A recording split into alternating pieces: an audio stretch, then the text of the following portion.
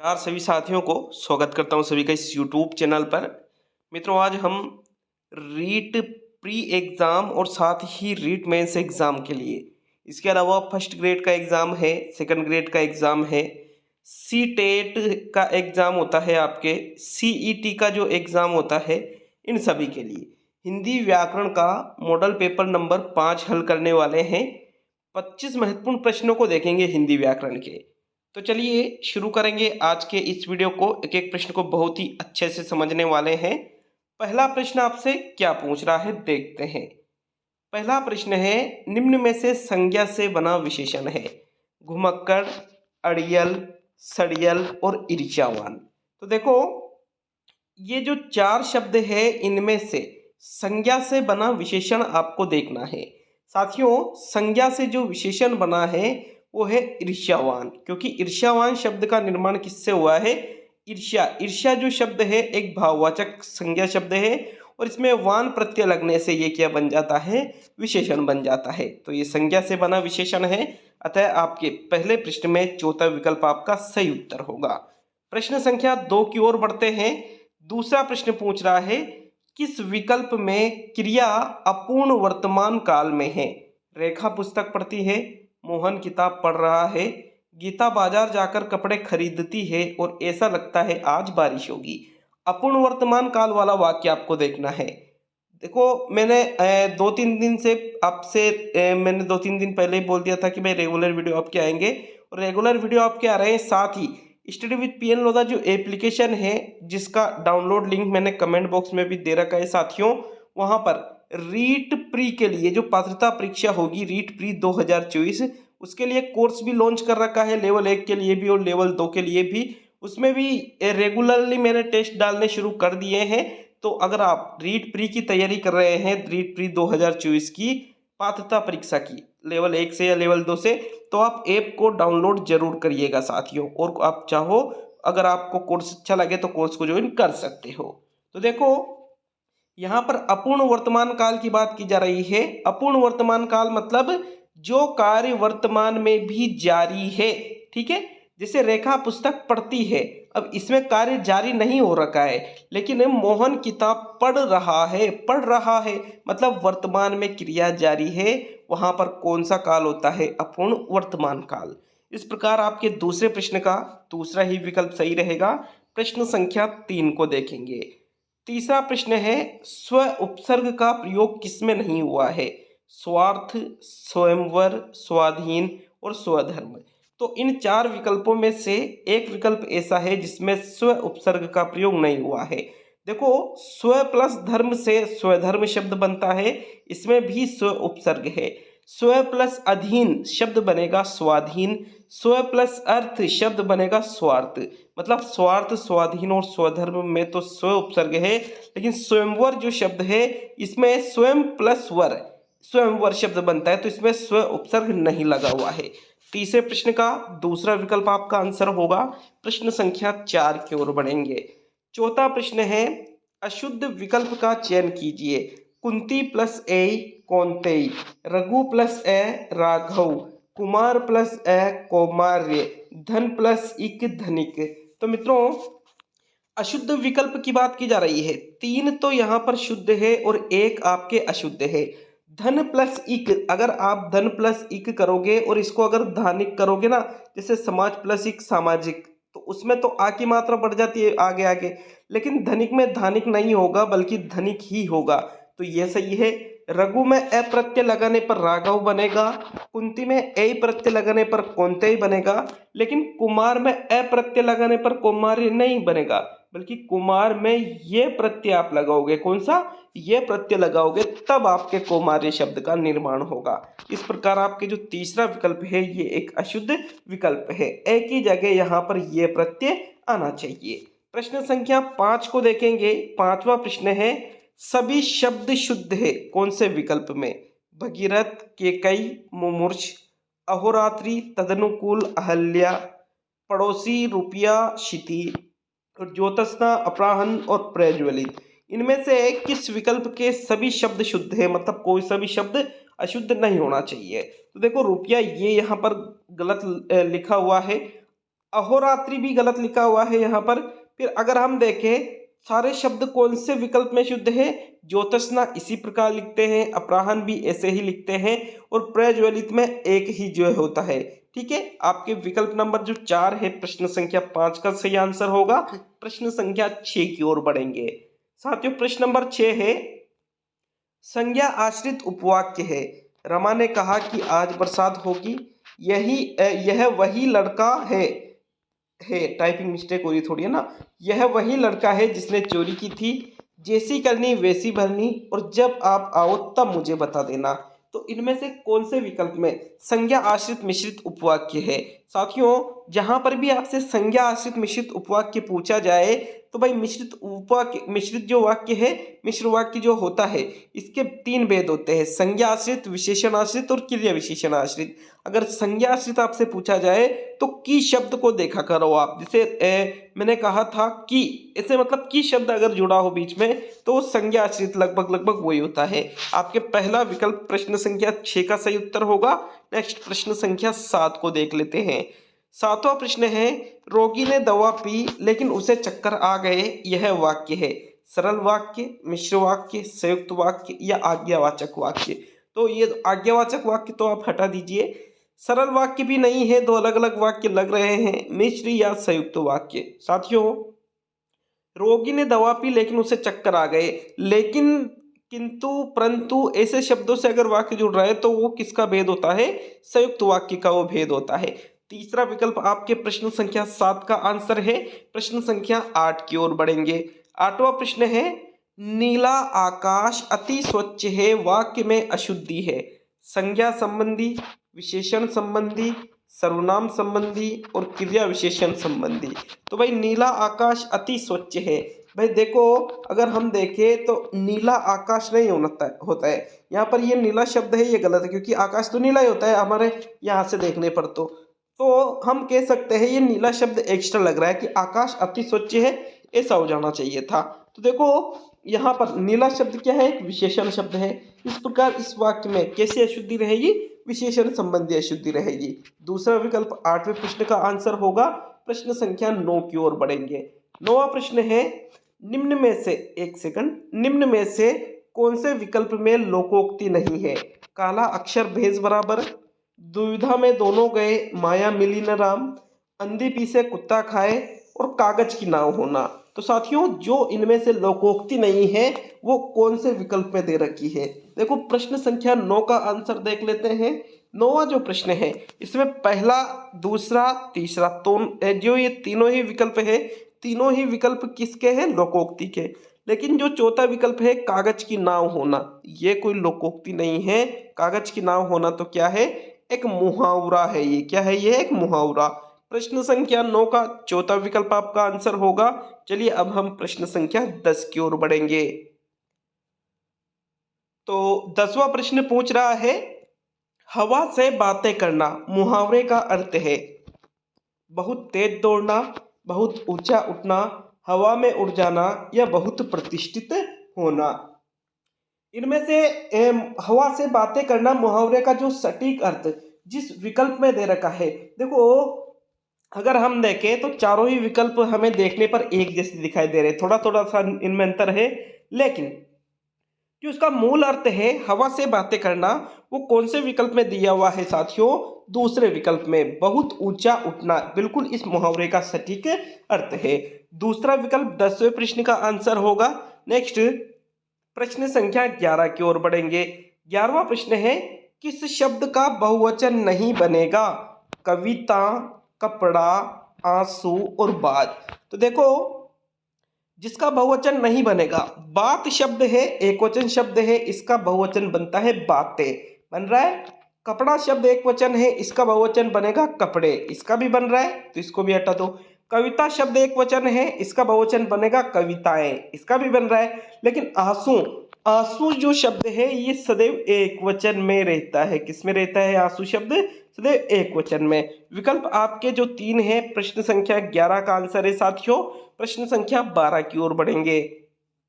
12वां प्रश्न पूछ रहा है, अव्ययीभाव समास का उदाहरण है मारामारी और यथार्थ, जीवन भर और सप्ताह, समक्ष और कन्यादान, प्रतिक्षण और पंजाब। ये 4 विकल्प में दो दो शब्द दे रखे हैं। तो देखो, अगर हम बात करें प्रतिक्षण में तो अव्ययीभाव है लेकिन पंजाब में अव्ययीभाव नहीं है। जीवन भर में अव्ययीभाव है लेकिन सप्ताह में अव्ययीभाव नहीं है। कन्यादान इसमें भी अव्ययीभाव नहीं है। लेकिन साथियों, जो मारा मारी शब्द रिपीट हो रहा है, यथार्थ, इन दोनों में ही आपके कौन सा समास आता है? अव्ययीभाव। तो पहला विकल्प 12वें प्रश्न का आंसर है। नेक्स्ट 13वें प्रश्न की ओर बढ़ेंगे। 13वां प्रश्न है, इनमें से कौन सा संधि शब्द सही है? उत प्लस श्वसित, उच्छ्वसित, कवि प्लस इंद्र, कविंद्र, दिक् प्लस नाग, दिंगनाग, राम प्लस ईश, रमेश। तो जो विकल्प, जिस विकल्प में संधि सही हो रही है, सारा सही होना चाहिए, ठीक है, कहीं कोई मिस्टेक नहीं होना चाहिए, वो आपको विकल्प 13वें प्रश्न में देखना है। तो देखो, रमा प्लस ईश रमेश होता है, न कि राम प्लस ईश। गलत है। कवि प्लस इंद्र कविंद्र होता है, लेकिन ई प्लस ई से मिलकर बड़ी ई बन जाती है, तो वह में ई की मात्रा गलत लग रही है। अब पहला या तीसरा विकल्प, तो साथियों आपके प्रश्न संख्या 13 में जो तीसरा विकल्प है, दिक् प्लस नाग बराबर शब्द क्या बन जाएगा? दिंगनाग। बिल्कुल सही शब्द है। तीसरा विकल्प 13वें प्रश्न का आंसर है। प्रश्न संख्या 14 की तरफ बढ़ते हैं। सही सुमेलित नहीं है। पाशर्विक ल, संघर्षहीन ये और वह, प्रकंपित ड़ और र, और स्पर्शी क ट त प।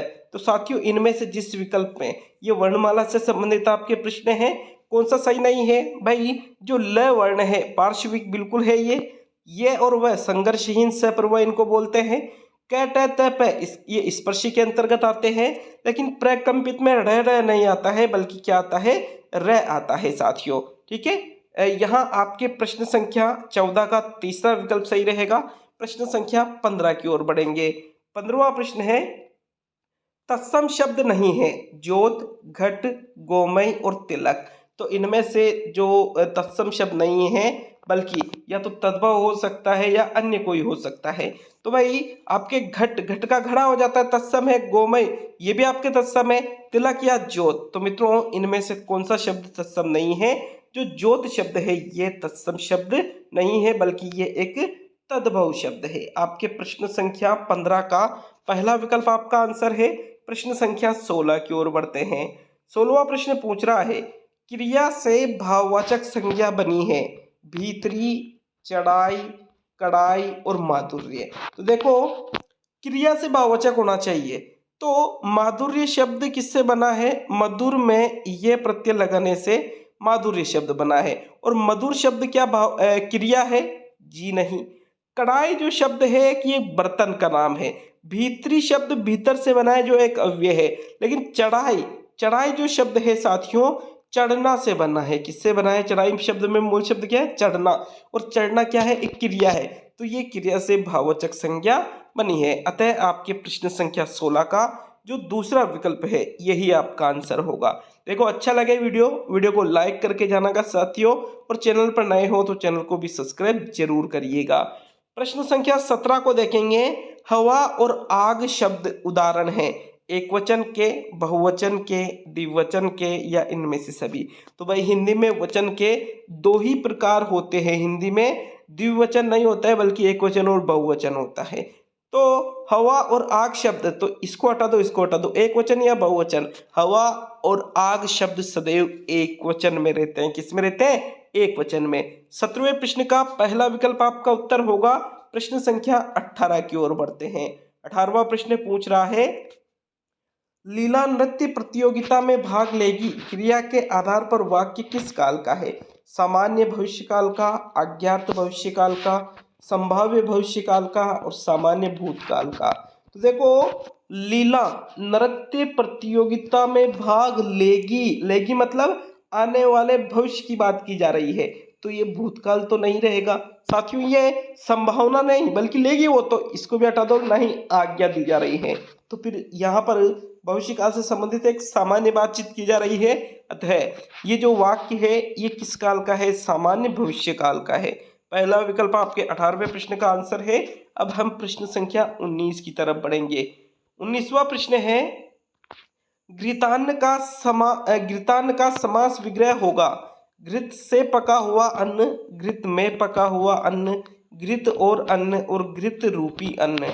तो देखो घृतान्न जो शब्द है इसके समास विग्रह की बात की जा रही है, घृत और अन्न नहीं, ना ही घृत रूपी अन्न। घृत घृतान्न का जो सही समास विग्रह होगा, घृतान्न का सही समास विग्रह क्या होगा? घृत में पका हुआ अन्न। दूसरा विकल्प आपके प्रश्न संख्या 19 का सही उत्तर है मित्रों। प्रश्न संख्या 20 की ओर बढ़ेंगे। देखो 20वां प्रश्न, निम्न में से किस विकल्प के उपसर्ग और मूल शब्द सही सही अलग नहीं हो रहे हैं? अनु प्लस इक्षण अन्वीक्षण, ना प्लस आस्तिक नास्तिक, परि प्लस इच्छा परीक्षा और सम प्लस कल्प संकल्प। तो देखो सही सही अलग नहीं हो रहे हैं ऐसा आपसे पूछा गया है। तो अगर हम बात करें अनु प्लस इक्षण, बिल्कुल अन्वीक्षण सही हो रहा है। ना प्लस आस्तिक, ना प्लस आस्तिक नहीं, ये होना चाहिए न प्लस आस्तिक। तो एक तो ये आपके गलत है, ये आपका आंसर होना चाहिए। परि प्लस इच्छा परीक्षा और सम प्लस कल्प संकल्प। हालांकि इच्छा में भी बड़ी की मात्रा रखती है, तो इस प्रश्न में तो आपके दो आंसर हो चुके हैं। लेकिन ना प्लस आस्तिक ये भी गलत है, और परि प्लस इच्छा में इच्छा बढ़ाना चाहिए था, बाकी और तो ठीक था। लेकिन यहाँ पर भी ना के जगह न, अगर न ला जाता, मात्रा नहीं लगी होती, तो फिर ये भी सही हो जाता। इस प्रकार दूसरा और तीसरा दोनों ही विकल्प आपका आंसर होगा 20वें प्रश्न का। 21 को देख लेते हैं।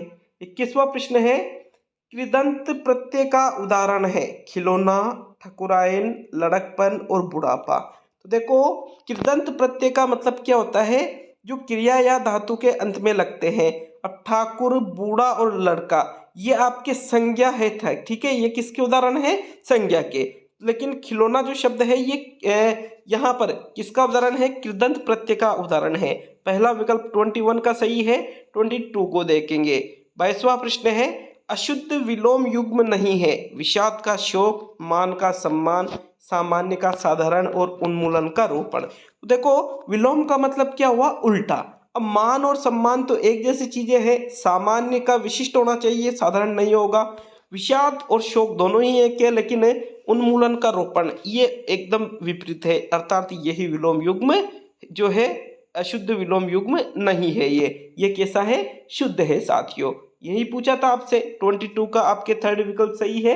प्रश्न संख्या 23 को देखेंगे। 23वां प्रश्न है, 22वां प्रश्न डबल बार टाइपिंग है क्या? हाँ चलो कोई ना। प्रश्न संख्या 22 वापस रिपीट हो रहा है।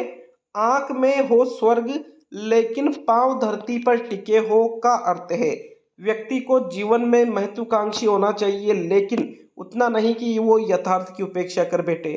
समय पर कार्य नहीं करने पर असफलता का मुंह देखना। तीसरा है बार बार अभ्यास करने पर मूर्ख व्यक्ति भी विद्वान बन जाता है। और चौथा है इनमें से सभी।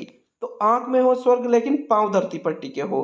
तो साथियों इसका जो सटीक अर्थ है वो है व्यक्ति को जीवन में महत्वाकांक्षी होना चाहिए, मतलब आंखों में तो स्वर्ग हो लेकिन उतना नहीं कि वो यथार्थ की उपेक्षा कर बैठे, लेकिन पांव कहाँ टिके हो? धरती पर। बिल्कुल इसका ये सटीक अर्थ है। जो 22 जो रिपीट क्वेश्चन हुआ है, तो इसका आपके पहला विकल्प सही है।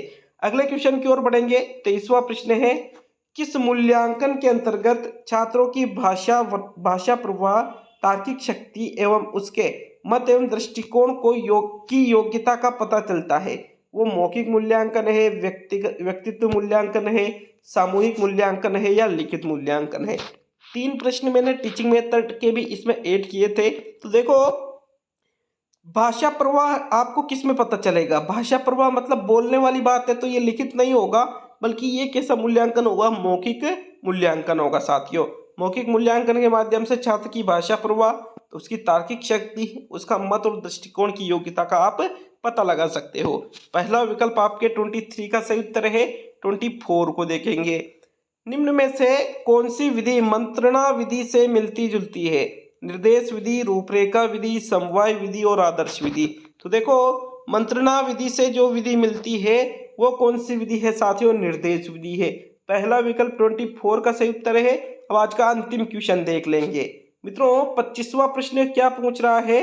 निम्न में से कौन सी विधि मंत्रणा और तर्क विधियों का एक सम्मिलित रूप है?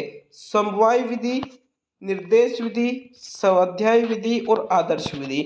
तो मंत्रणा और तर्क इन दोनों विधियों का सम्मिलित रूप इनमें से कौन सी है? देखो अंतिम प्रश्न है साथियों, इसका सही आंसर है स्वाध्याय विधि। तीसरा विकल्प 25 का सही उत्तर है। तो ये हमने हिंदी का मॉडल पेपर नंबर 5 पूरा किया है। कैसा लगा हमें कमेंट बॉक्स में कमेंट करके जरूर बताइएगा मित्रों। मिलते हैं जल्द ही अगले वीडियो में।